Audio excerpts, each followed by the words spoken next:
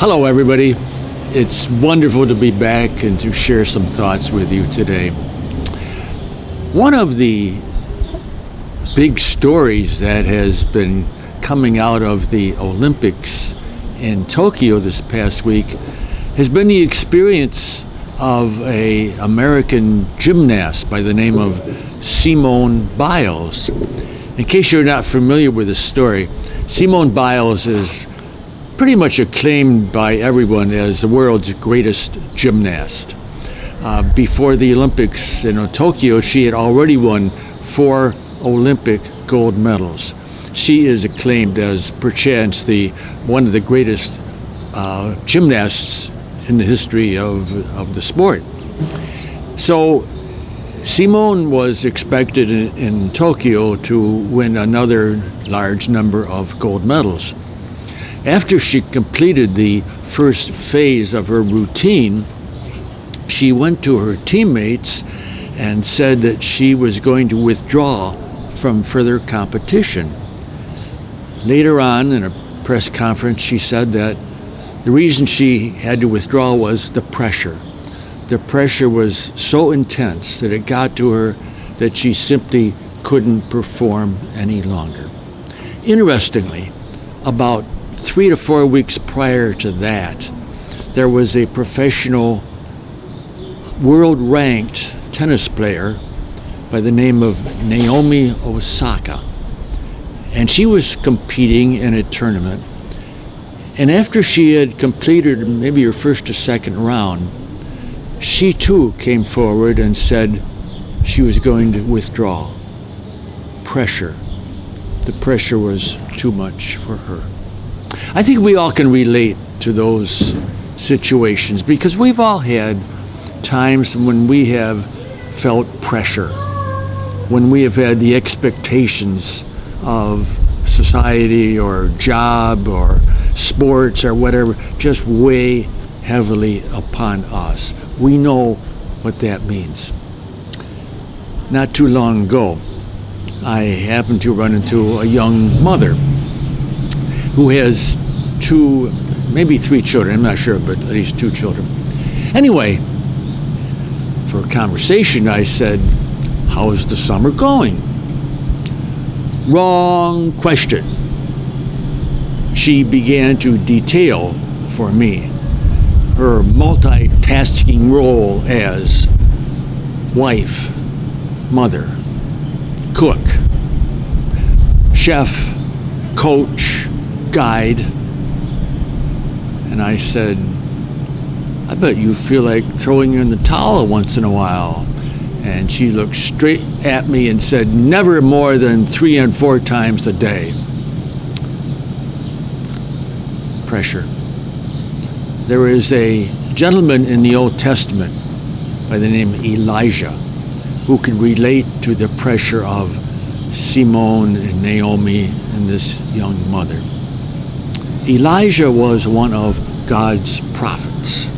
Elijah would go from town to town to try to speak to the people, to try to help them turn their lives around, to live more compassionately, to help them, to encourage them to build people up, not to push people away.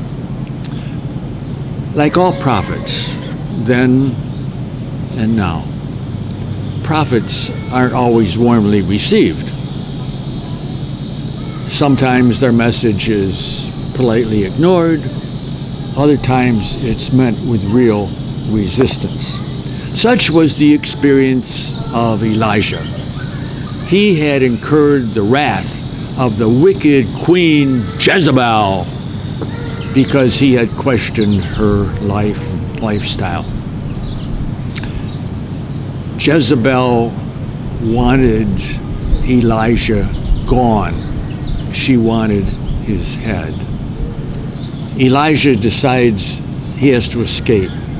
So he's trying to run, trying to avoid Jezebel.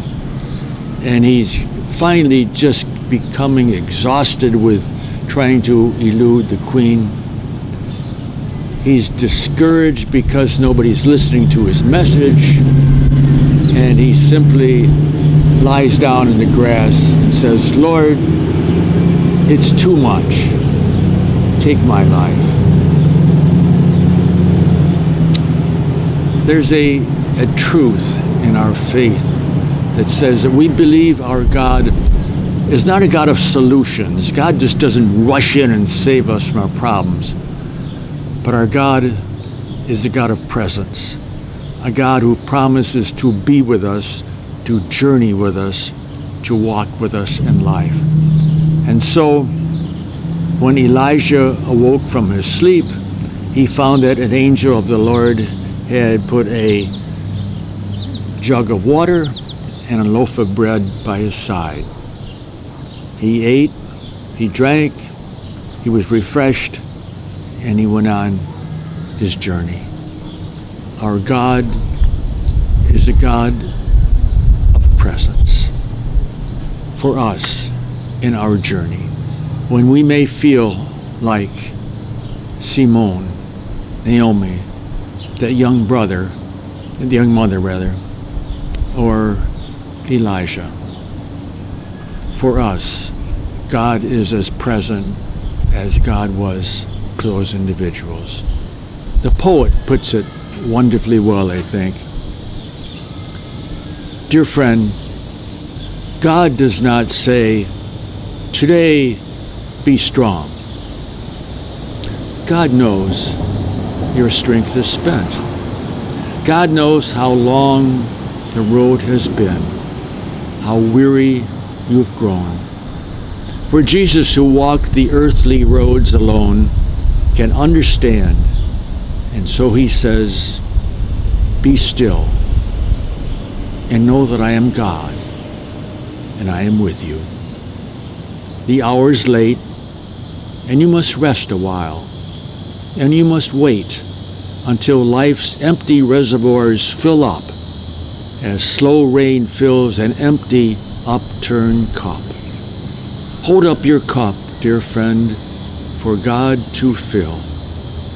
God only asks today that you be still.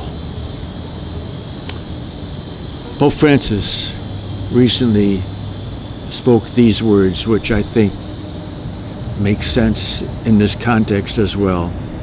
Francis wrote, there are difficult moments in life, but with hope and confidence, as followers of Christ, we go forward to what awaits us, because we believe our God is a God of presence. Thanks, everybody. It's wonderful to be with you today. Thank you so much. Blessings.